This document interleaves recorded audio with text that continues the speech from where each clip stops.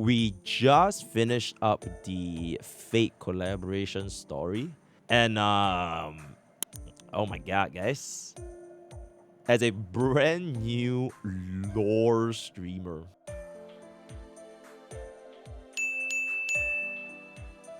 start with Enforced on 3.0 all the way through 3.4. I think the Fate event story, it reminded me of a little bit of like of this unit in HSR, which made a pretty significant appearance back in those days. Her name was Rappa.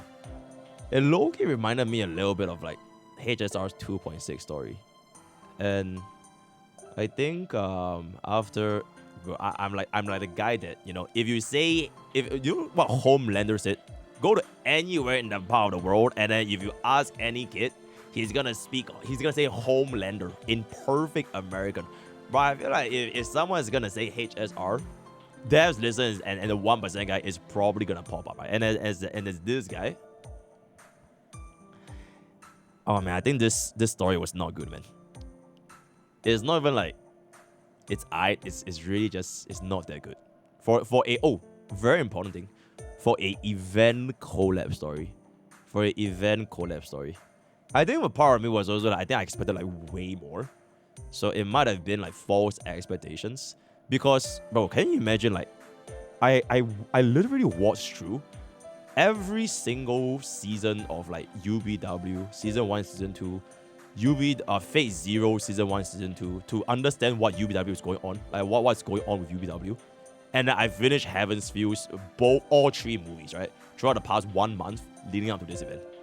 And like we knew this for like a very, very long time. Not saying that this event story is like the representation of everything of like what this collab is about, because there are still like the units, which I think they did wonderfully well. I think Archer's kid and Saber's kid and all the kind of stuff is very, very good. But this is not a video about their kid, right? This video is strictly about the event story, which is gonna be the main point of discussion here. I think there's also like is there like an event minigame or something? I'm not too sure, but like, it's not the entire representation of like what the event is about, but specific to this story, I don't think it was that good, man. So I'm gonna basically just break down a couple of my thoughts. Like I just finished unscripted again, so just my raw thoughts, feelings, emotions of like what's going on. If the whole assassins get me, it's been fun, guys. I'll see you guys in side games, right? All right, so I think the story was quite nice. I think at the start they were like starting off like a pace that's like a little bit more chill and a little bit more carefree, right? They crack a lot of jokes. You know, Saber appeared, and of course it was spoilers, no shit, right? Saber appeared, and then she wants 100 burgers. The fat fuck. The only thing she thinks about is food, you know, and I think got more cards here and there. I think at the start it was paced quite nicely, and then we got introduced to like, the different casts summoning their respective servants and everything. We had a little bit of a brawl with Lancer, and then the 4 men having their little discussion, and then all the way throughout the end. At the very, I would say the first 1 hour-ish, it was going at a pretty decent pace. I liked it. And then things started to take a pretty significant nosedive at the specific part where we got cooked by Scott's domain expansion. Okay, technically not Scott, but Scott's servant, you know, Grandy, or like Mr. Rega's domain expansion, where we got sent on to the silent film world. What the actual fuck was that, dude? To be fair, I've never ever used HSR skip story function my entire life, because technically they just released it like this patch.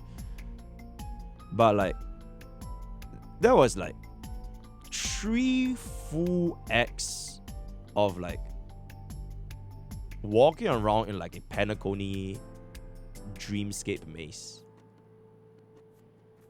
Muted. Okay, honestly, even if it's like muted or not muted, if it's like adding a little bit to the flair, sure, right? You can make it like a little bit, let's just say like 10, 20, 30 minutes, fuck it, right? 30 minutes just to develop by, okay, he has the domain expansion capabilities of like making everyone mute. Sure. But like, I feel like it just changes like so little. Because eventually towards the end, he got cooked by a single spear from Archer. And also that, oh my god, I'm gonna talk about Archer as well. But that was like Archer's biggest contribution in the entire UBW event story. Bro shot the cameraman. I didn't even get to see Archer's ultimate on a series called UBW. Like what? Yeah, but I just thought that the whole thing during the entire phase, me pressing skip or me not pressing skip, I don't even think it would have changed anything. Like, there's nothing to build up. It's basically we got trapped in his domain expansion and we're just walking around to like go to this kind of like, oh, we got lost in a schizo maze. We heard Bubbin's voice and we found... Bro, when the whole world got muted, I can still hear Bubbin singing, bro. Okay, chat. Bro, if Bubbin started singing Trace On, right? If she started singing dun dun dun dun dun, bro, if she started singing a Fate song, oh my god, absolute cinema. But it's the same fucking photo, bro. So like, I just saw that the whole like silent film thing, it just really didn't really do anything. And that was like a huge like, whoa, what the fuck did I just experience, right? So that was that. And then eventually we broke free because Archer shot the cameraman, and then we went out, and then we realized that the next phase, I actually couldn't believe. Because like for like a split second, right? Okay, not even a split second, for like a good like 5 minutes, I was like, holy shit, we're on Amphorius, guys. Oh my god, we're on Amphorius. And I feel like it makes sense, you know, because like Amphorius was like the class about remembrance, right? It's literally the place where we get introduced to the whole summon mechanics. So I thought like for that split second when we went to ID's Elysia, like, oh my god, bro. Oh bro, we're gonna see Cyrene, alright, we're gonna see Phynon. And then like they're gonna summon like their Bazakas and like whatever, like brand new masters that were like from like a different part of the world.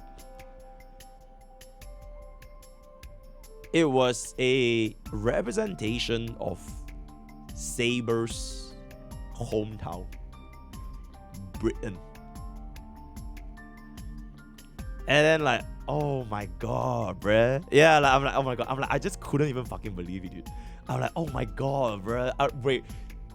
The thing is, right, I honestly would probably be like a little bit less like, oh my god, bruh, if they desire to bring us back to a place where it's like super rare or like not as fresh, because we literally just finished 3.4 story. Like we just finished it like last week, like just, right? So if they brought us to like some random ass place of like no, from like version 1 or version 2, at least it will still give me a little bit more sense of like, okay, maybe there's a little bit more different. But like, it's literally like the exact same ID's Elysia down to the buildings for Britain when we take a look in like Saber's hometown. And then like when the guy came up and said something, I thought it was like Phynon. Just like the guy, just a guy, right? And then she started like going up to like the rock. And then they showed her sword. And at that point, I was like, bro, if they showed Dawnbringer, right? If they showed Phynon's sword, I would have just like, fuck. Absolute cinema. Imagine this sword is Phymon's Dawnbringer. I'll be sent, bro. I'll be fucking sent. Like, if they just showed, like, if they just went all the way. Like, if you're gonna do it, you might as well just go all the way. You just show Dawnbringer, right? Bro, okay. They really went just all in. Fuck everything. I would have given them like way more credit, dude. So, okay, it's Saber Sword, but it's literally like bar for bar ID's Elysia. And then after that, we got sent to Space Station. So this entire plot was basically we were trapped in like a dreamverse, like an alternate reality, which is, you know, the Bubbin summon. She was like a traitor, and then she trapped everyone in her domain expansion, which is basically like putting everyone. Okay, if you guys watch Demon Slayer, it's literally the dream guy. Right, the Demon Slayer, there's this like dream demon, right? The Upper Moon 6 or some shit, or 5, I can't remember his name, right? And everyone goes to sleep or like goes to the dream, and then like they want to stay in this like dream universe where everything is perfect, and they never want to wake up, they never want to leave. So like this is like the exact same thing from the infinite train.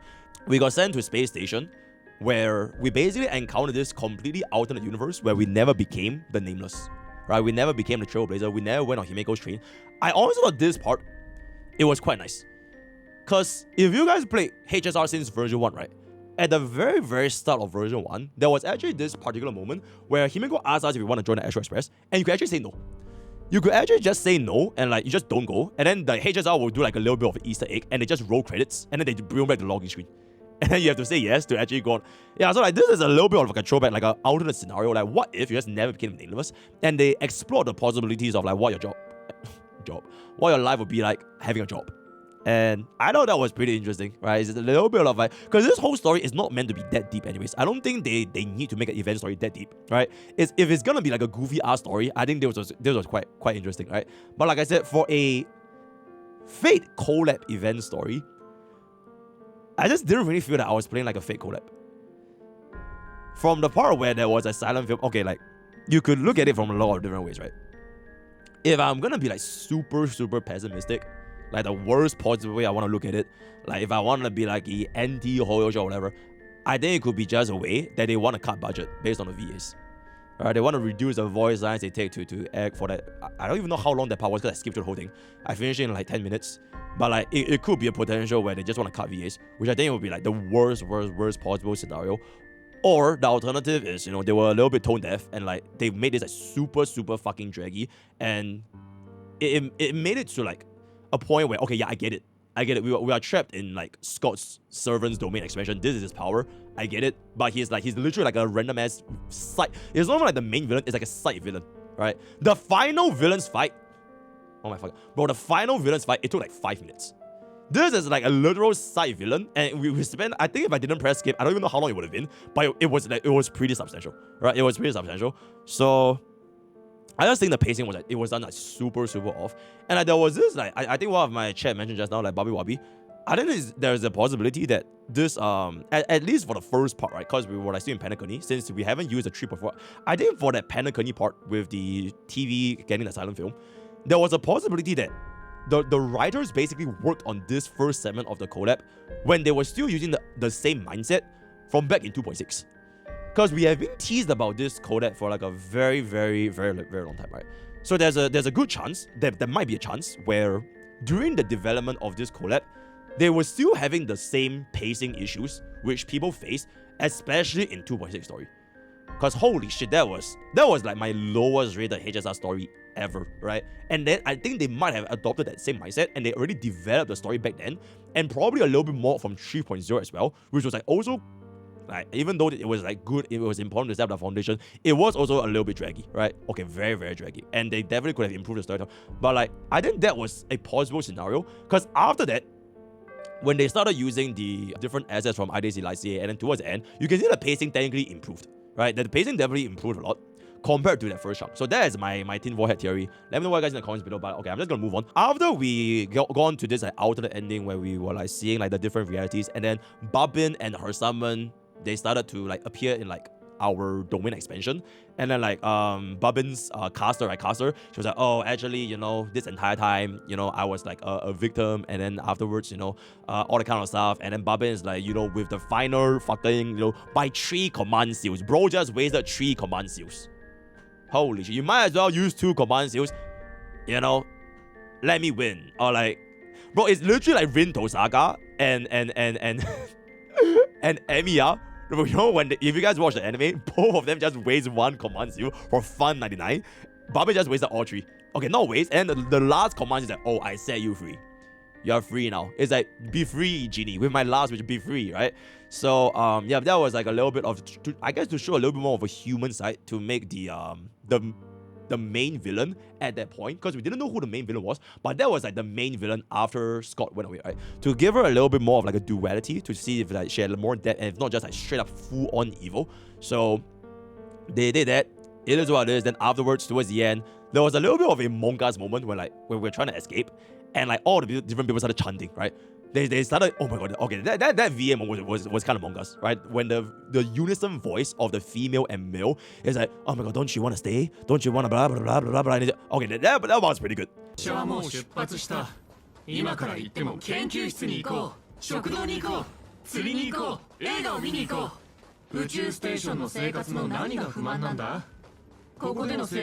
That was pretty good. It reminded me a little bit of like Triby's 3.1. We were trying to escape from Triby's domain expansion. Okay, not domain expansion, but like her schizo memory. I think that was pretty well done, right? Then towards the end, we eventually broke out, and then at that part when we broke out, the correlation to show when we were able to pick up the bat And Saber's correlation back then was she was gonna pick up the sword because, you know, we both want to break free from this domain expansion. And even though this would have been the potential perfect world, it's not gonna be reality. And whatever path that they have set on in real life, it was the right choice. And then they picked it up. Oh, that was good. All right, that was good. That was executed very, very well. I think credit where credit is due. That was a very, very nice moment with the cuts and everything. And then we come back into essentially towards the final phase, right? The final phase of the story. We meet up the crew. Oh, Lancer got cooked. A little bit reminiscent of like UBW, because technically UBW Lancer also kind of just like bro just spawned in, and then, you know, that he built a little bit of aura, and then like bro just a little bit disappeared a little bit.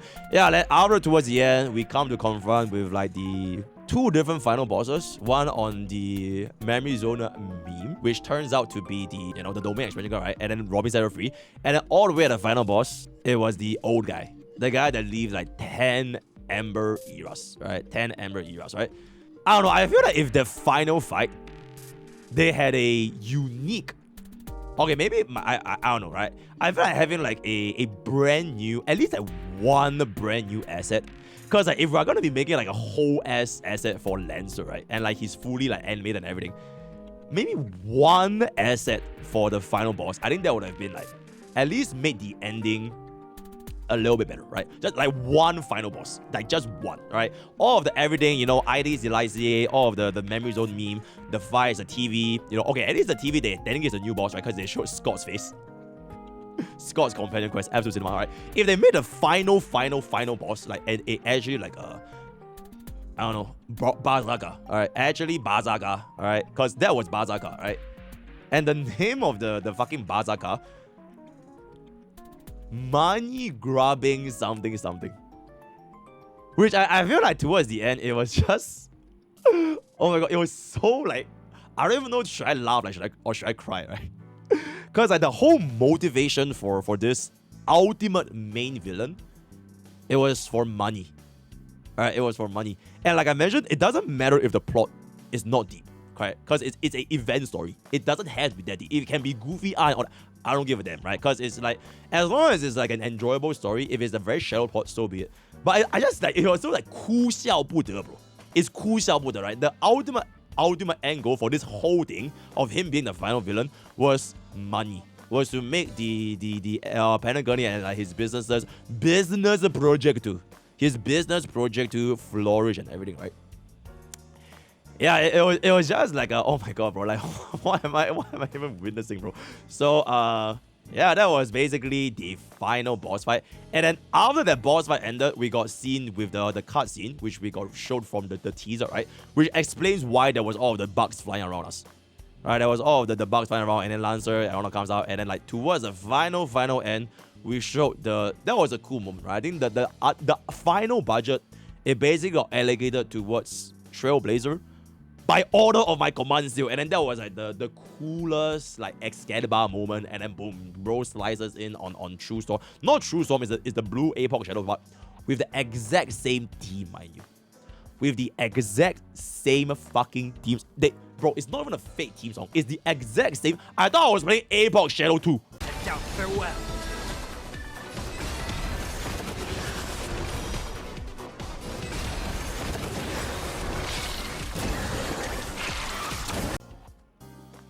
It was because like, okay, to be fair, event stories doesn't need to be difficult, but I was playing APOC Shadows 2, bro. Except with the additional button where I can press to summon a full ultimate refund for Saber, and then shit. Bro, like, what, man? Okay, but then that was the final boss, and then after that final boss, that was it. We got teleported back into in front of Penacony, right? We got in the little big ball, and then Lancer just went like, all right, adios. Alright, and then Archer went adios. And then finally, we say goodbye to Saber, and then Saber went adios. And towards the end, they also mentioned this is the first and last Holy Grail War. I hope not. I think there might be a return, because there was a little bit more of a plot development from the old guy. Because there was a Mr. Reka question mark.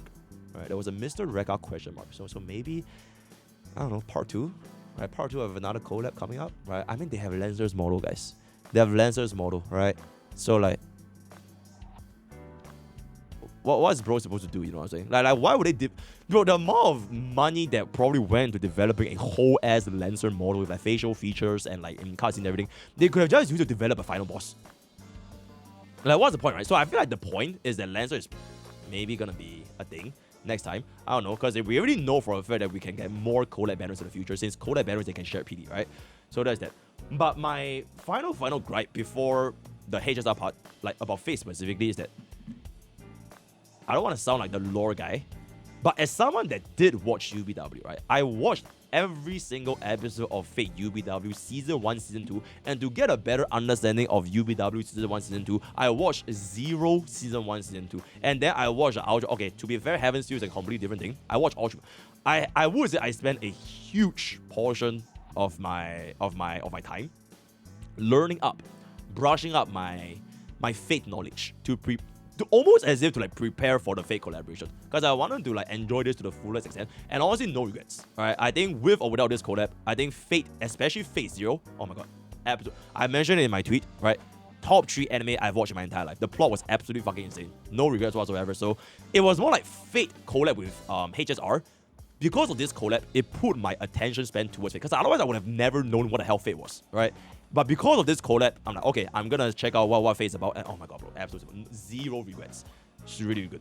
And as someone that took the time, oh, by the way, we do all of this kind of like stuff, you know, if you want to check out our streams, you know, Kick, right, we do exclusive streams here and there, Uma Musume anime, you know, side games, right?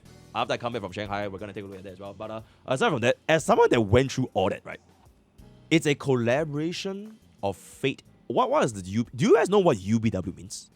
It's Fate Unlimited Blade Works. Bro, it's in the name, guys. It's literally in the name. Where did he go? It's in the name, bro. It is in the name. So when Archer went like adios, and then he dipped, and like the entire event story, his involvement, like his biggest involvement, was letting go of that one arrow. Not even his out, by the way. Not even the fucking I am the bone of my bone. It's like he let go of one arrow to shoot at the cameraman. That's it. He didn't even make it to the final cutscene, because even the final cutscene, Lancer managed to say Guild Bogu. The guy with zero aura, the guy who got cooked by the fucking random ass caster, even he managed to say Guild Bogu. And bro, Lancer had more unlimited lance works than Archer. Bro summoned the fucking ultimate with like fucking Gilgamesh, bro. Like, even Lancer has screen time in that final cutscene. Archer literally did nothing, dude. Okay, like, he fought a couple of, like, trash mobs. And then they made Saber be the one that lets go of like, Excalibur, Absolute Cinema. But, bro, it's unlimited blade works, man. And, like, if you watch, like, UBW, right? If you watch, like, how the whole series ends, and, like, what Archer... Okay, spoilers about UBW in 3, 2, 1... If you watch what Emiya here represented, right? And every single progression throughout the way and what led him to this step, and basically undergoing the same route where his dad basically went through in order to basically do whatever it takes. And he comes up to the absolute center when he starts chanting I am the bone of my bone. And within the exact same domain where Emiya, you know, basically beat out his future Emiya, like, that is, like, what made UBW cinema, bro. Like, that was the entire concept, right? We're not even talking about Gilgamesh, like, he got cooked by Emi or whatever. But that was, like, it. This is more like, if you watch Zero, when Saber casted her Excalibur against Caster. Like, the crazy caster guy. The Mongas caster guy. Against John the Arc, right? And if that was the collab, I think it would have made a little bit more sense. But, like, for Archer to have, like, so little involvement compared to Saber, right? Compared to Saber, it was I feel like it was probably the biggest blunder, right? And if I have to give like a tinfoil hat theory, right? Yeah, I would give a tinfoil hat theory. I think what essentially potentially could have happened was that Archer was given for free. And I think that decision to give Archer for free, it was more so because the collab was about unlimited blade works. So they made sure that everybody gets an Archer, which is a good thing, right? It's a good thing that no matter if you are a free to play, whatever, everybody at least gets that one copy of Archer. His kit is also absolutely fucking insane, right? For a free unit. Free unit, by the way. absolutely fucking insane. So meta-wise, gameplay-wise, kit-wise, insane move, right? Insanely W move, right? This unit is super good. And for a free collab unit to be given out to everyone in this like entire period, cinema. But because they did this move, right? They gave everybody a free archer. There was less incentive to market archer. Do you see where I'm going?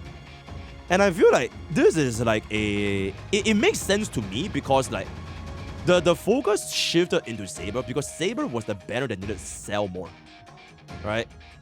So because of the act of basically the action of giving Archer to everybody on top of the free light cone, right? If you are a Fate fan, you would have gotten the 200 pools, get the free E0S1, get it over and done with. But because of this action being done, Saber then had to make up for the loss of Archer sales.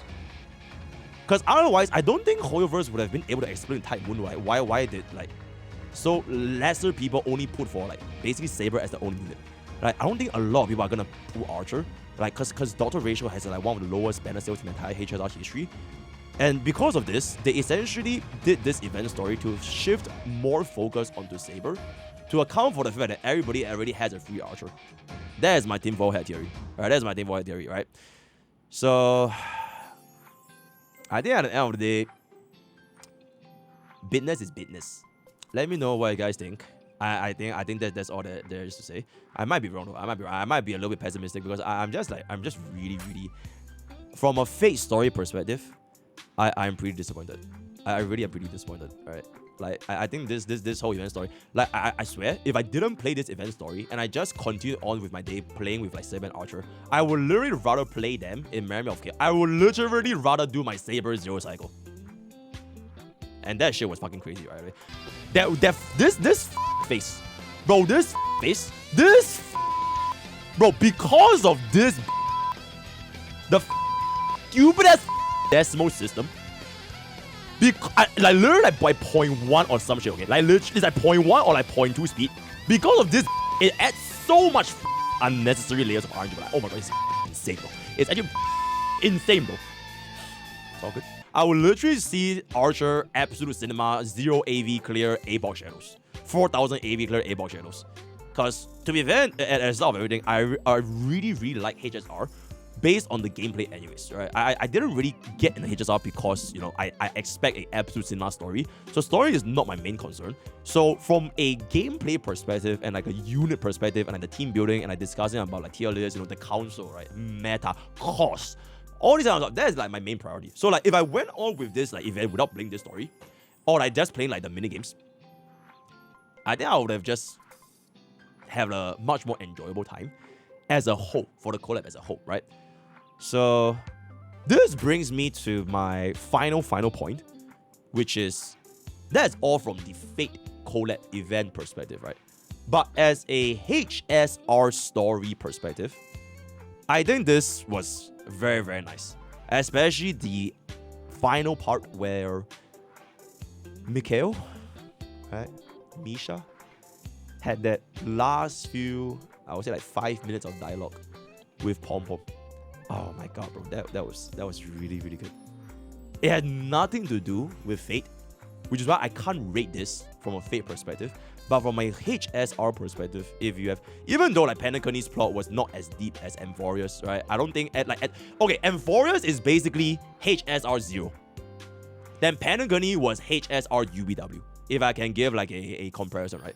So like to have like, even though like I would say the plot for Penacony was not as crazy as Amphorius, it was still a very nice moment where we get to see basically Mikhail coming back and just seeing that, you know, oh, we have so many nameless now taking up the tasks.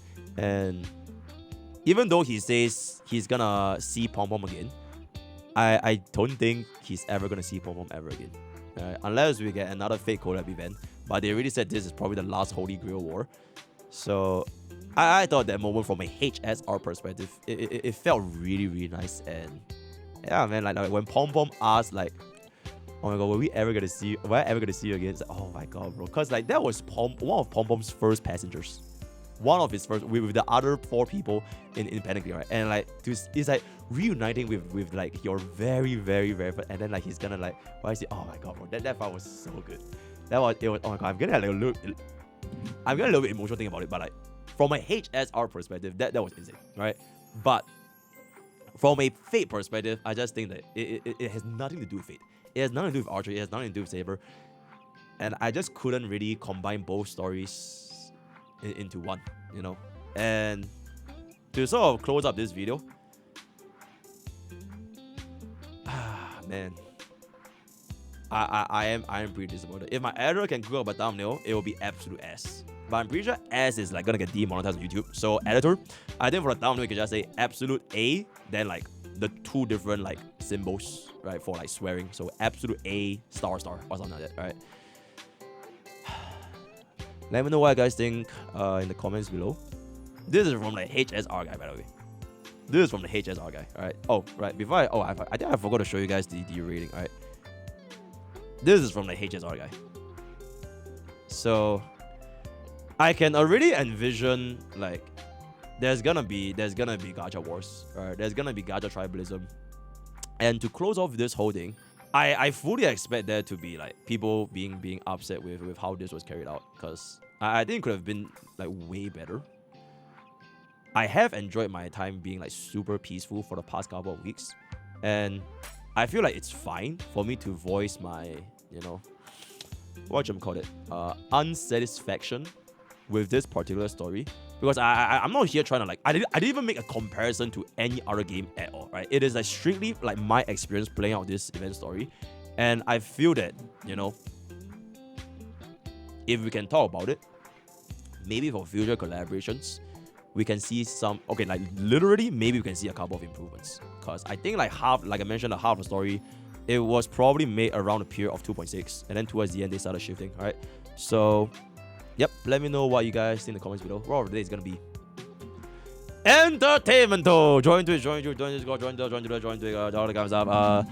Say no to gacha tribalism. Say yes to twitch.tv/MrPokke. Oh, there was this one guy. Wait. Special shout out to this one guy. Wait. Before we wrap up this, because I don't think I gotta talk. Chat, what is the guy's name again? I have to show his chat logs, guys. That guy was absolute cinema.